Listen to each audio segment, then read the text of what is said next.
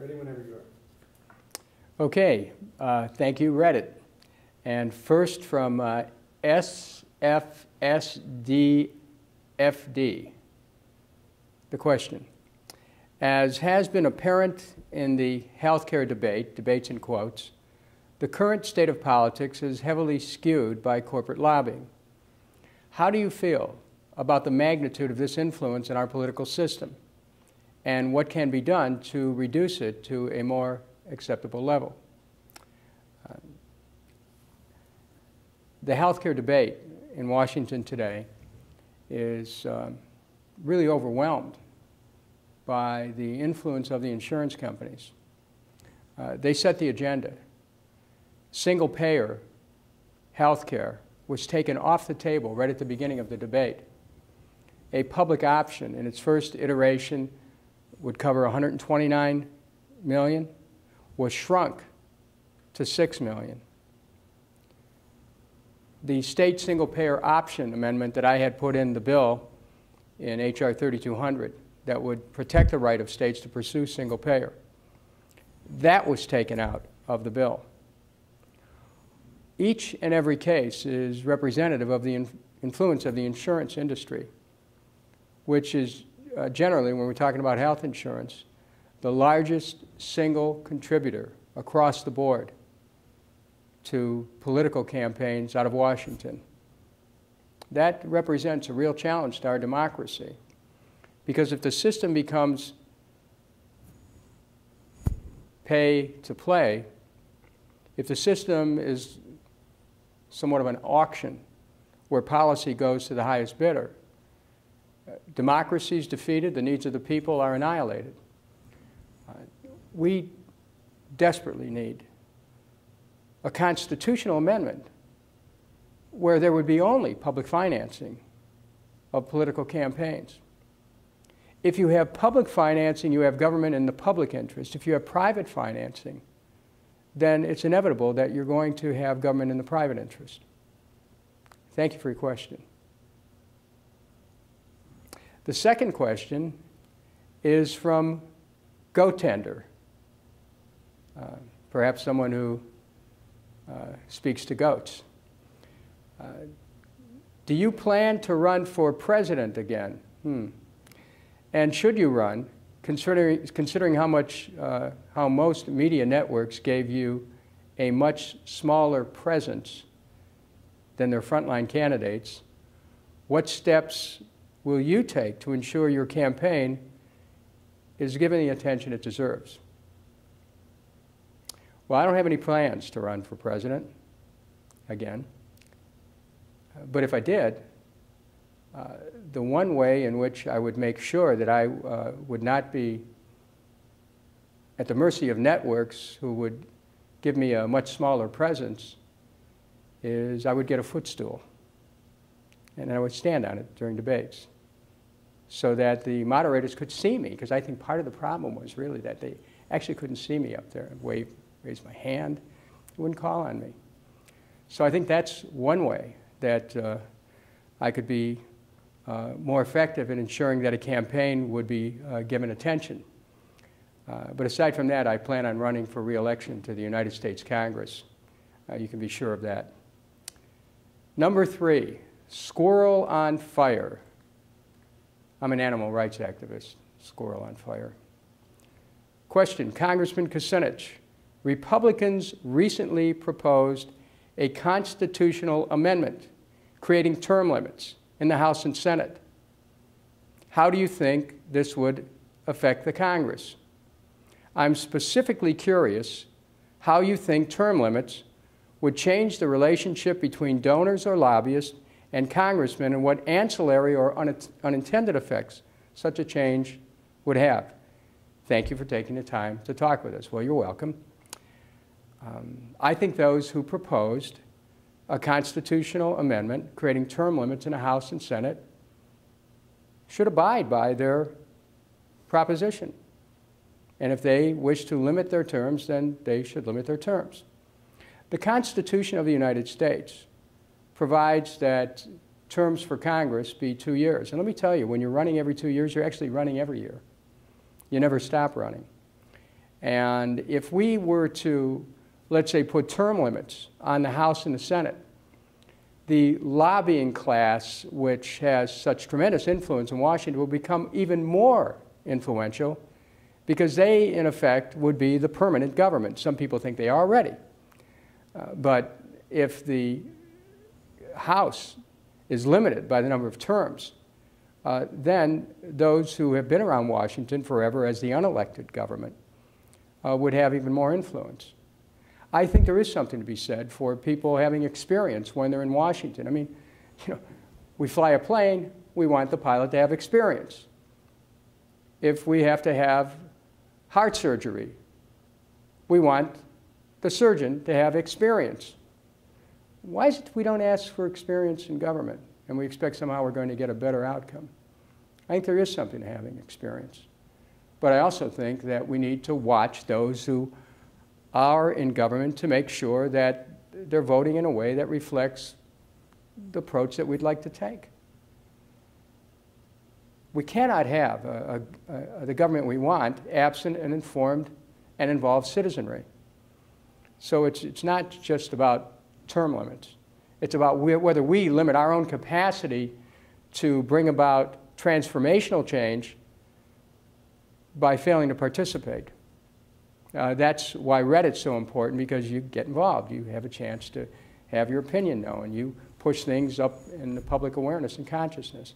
It's very important to do that. Term limits on the House and Senate, I think the only ones that benefit would be the lobbyists.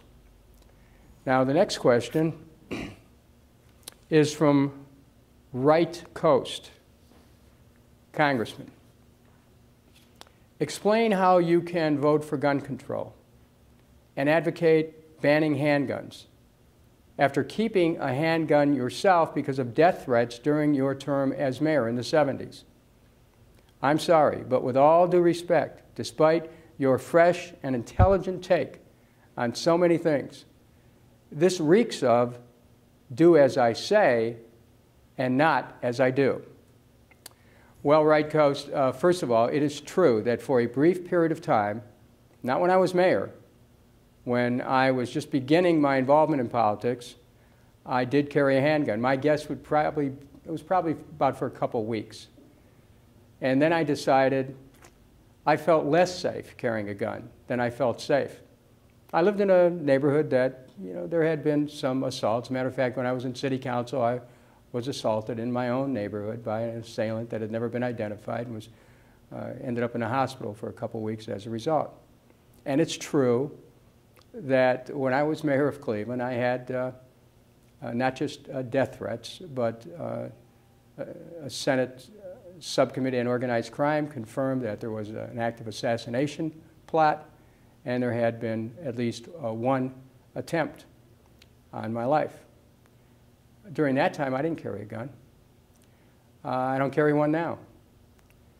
I have a faith that the universe, for all the problems we might see, is actually benign.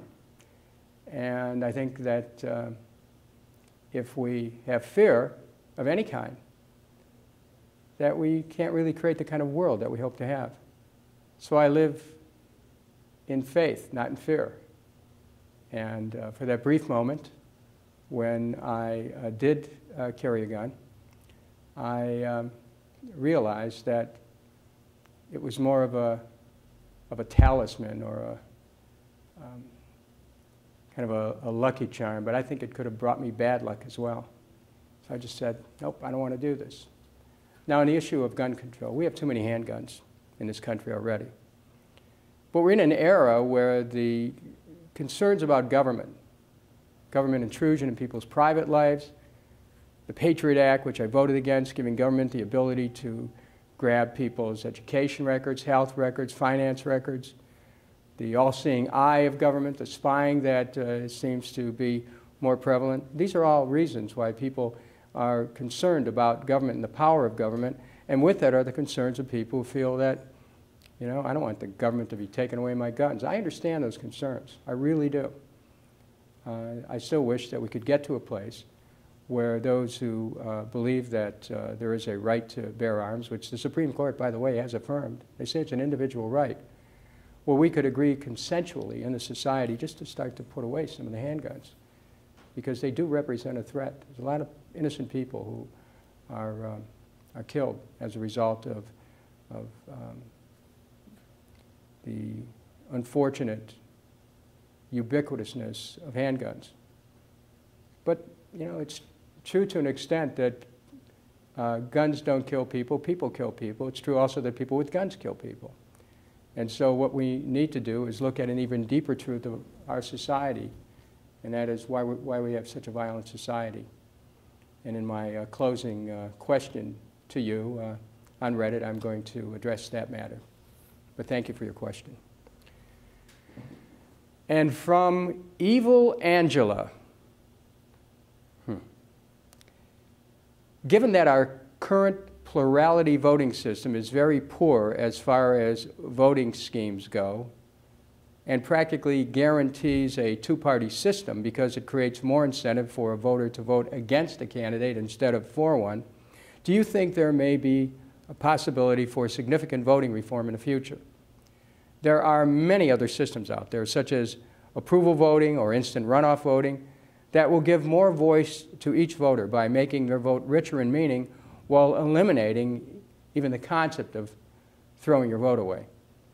What do you think might be the best possibilities for raising this discussion on a national level, and even perhaps starting to see proposals for a better and fairer system?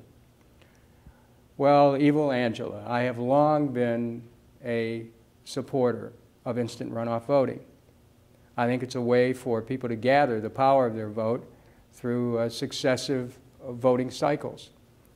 I think that the system which we have right now, which basically enshrines a two-party system, is becoming a weakness, not a strength, of our democracy.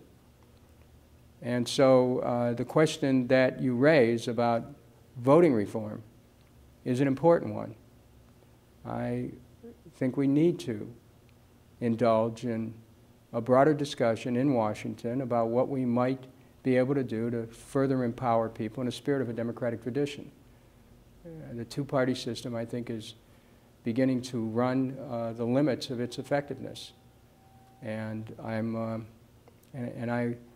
going to keep in mind your question as the work of Congress proceeds to think about what we might do, particularly in the area of instant runoff voting.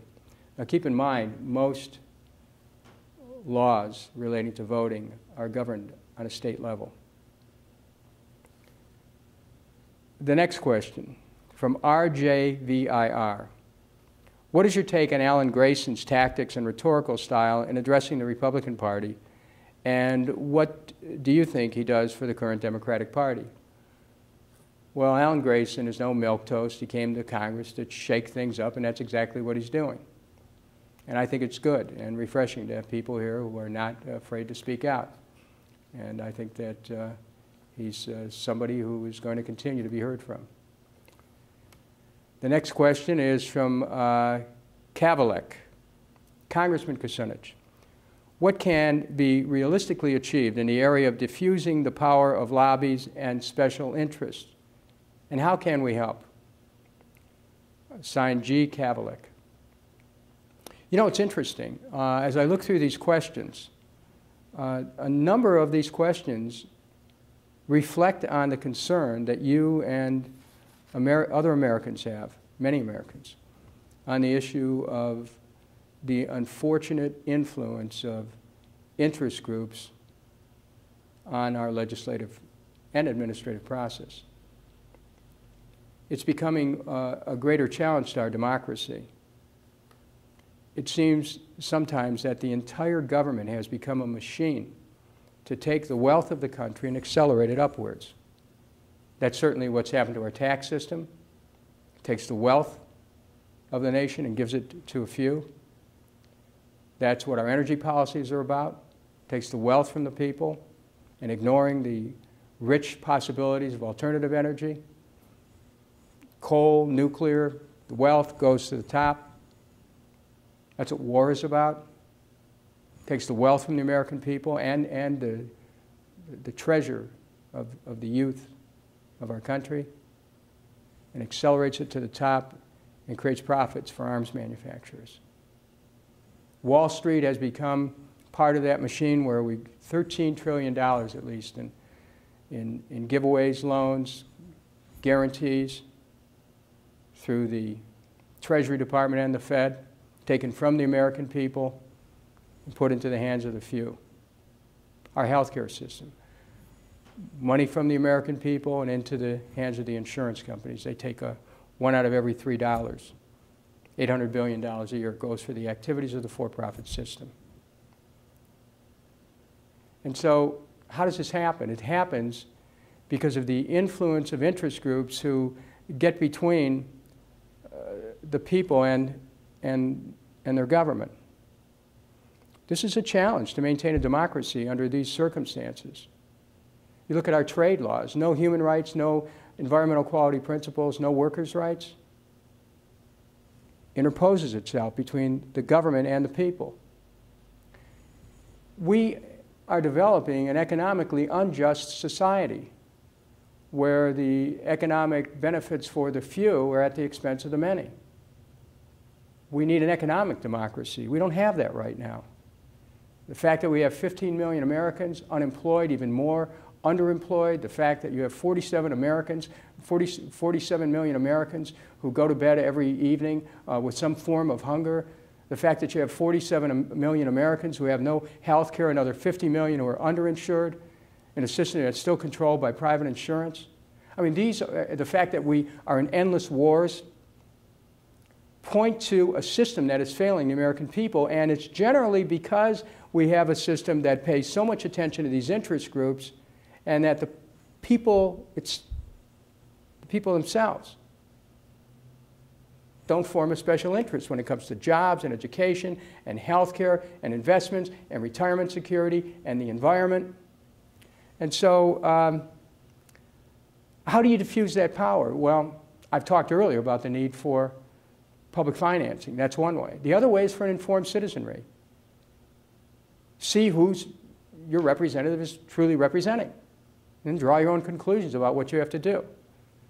How do you diffuse the power of lobbies and special interests? By becoming involved yourself, by making government know how you feel about things, by finding a way to get your message through, and by being relentless in doing it.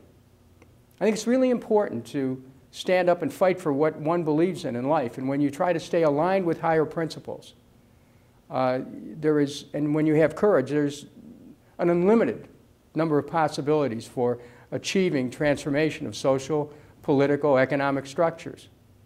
But it really comes down to ourselves. It's an individual commitment, really. I made that commitment a long time ago out of high school at St. John Cantius in Cleveland, Ohio.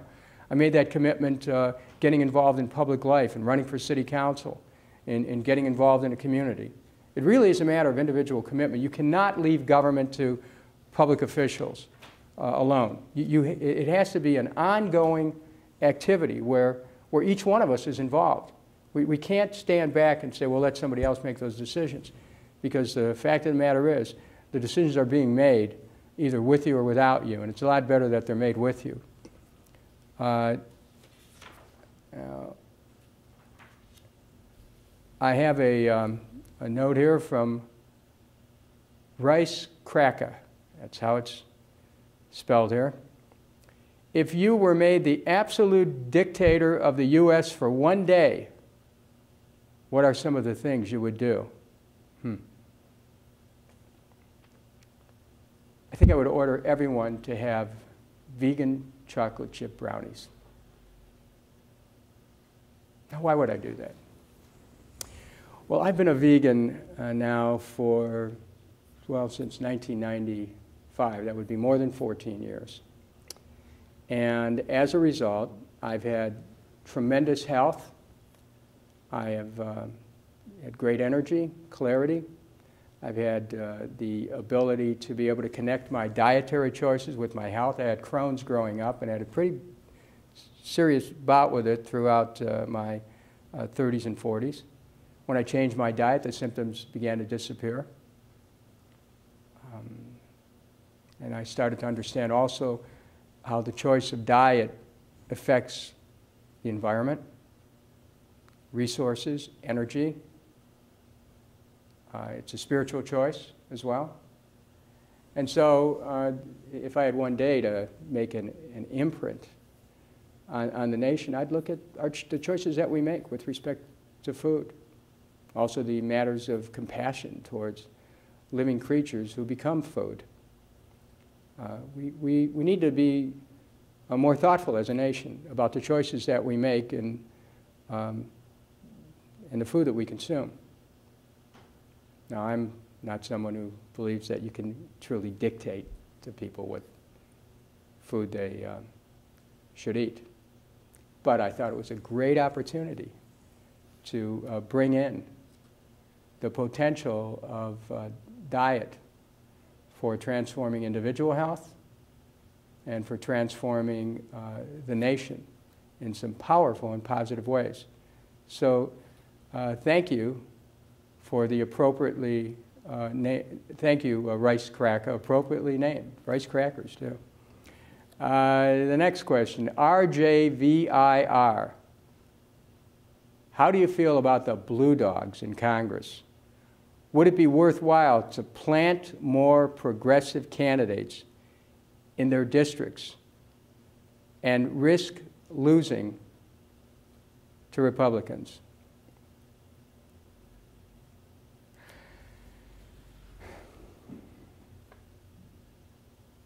My wife and I have 3 dogs, 2 beagles, they're 2 rescue dogs, and 1 Cocker Spaniel who one day ran into our house and rescued himself. But we've never had a blue dog. And I really don't have any advice to give you, RJVIR, except that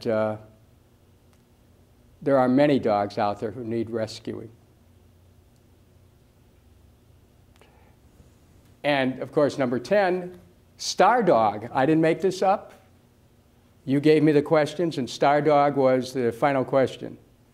And the question from Star Dog is, would you consider leaving the Democratic Party for a new third party? Star Dog, I'm hopeful that we can get the Democratic Party to become a new second party.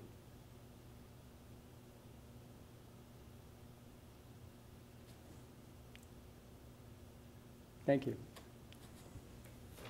And I get one buzzer shot here, I'm told, that I get to ask you at Reddit a question. In July of 2001, 2 months to the day of 9/11, I introduced legislation to create a cabinet-level Department of Peace and Nonviolence to actually address the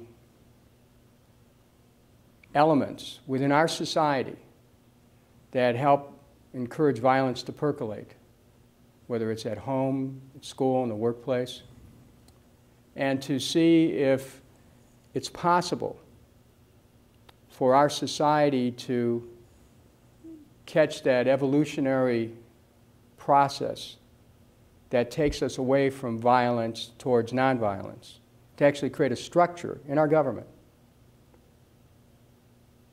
where we teach children how to create peace, how to deal with each other if someone says a harsh word or hits you, or how to become more peaceful, because if violence is a learned impulse, and it is, so is nonviolence, so is peace. We can teach peace. And on an international level, the Department of Peace would be involved in providing an approach to deal with those elements within a society that cause instability, that whether it's poverty or hunger or drought or famine, political instability, to address those elements early before they develop into war. You see, I don't believe that war is inevitable. I think peace is inevitable, but you have to create structures in order to make people familiar with peaceful conduct. Social workers, psychologists, and others who could help families deal with the combustible materials that are present in every family, and for that matter, every relationship. Domestic violence, the wrong place to deal with is an emergency room. You start with attitudes of men towards women and vice versa. You can teach these principles of peace. So what I'd like to know from Reddit is, what do you think? Do you think that it's possible to create a peaceful society? Do you think that it's possible that we could end war, that we could get rid of nuclear weapons, that we could usher in a new era of harmony and understanding? I'd like to hear from you. I've authored legislation which is now supported by over 60 members of Congress to create a cabinet-level Department of Peace and Nonviolence. It's H.R. 808, and I've introduced it in every Congress since 2001. But I'd like to hear from you, because I think this is one of the central questions of our time. I mean, can we build a more peaceful society? And if we can, how can we do it? I'd like to hear your ideas. You can check out the legislation on my website, or just type it in and in a search engine and find it. But I'd like to hear what you think. Can we create a more peaceful society? Because ultimately, I think that's what we all want. But how do we do it? What are your ideas? I'd like to enlist you in that, because I think we're at a moment in our country's history and the history of the world where we have to see if we really believe in each other. Not only do I believe that violence is not inevitable and that peace is inevitable, I believe in human unity. I believe that the world is interconnected and interdependent, that we're all one. And acting upon that oneness and that sense of unity, there is nothing that we cannot achieve. We can achieve anything and everything. We can become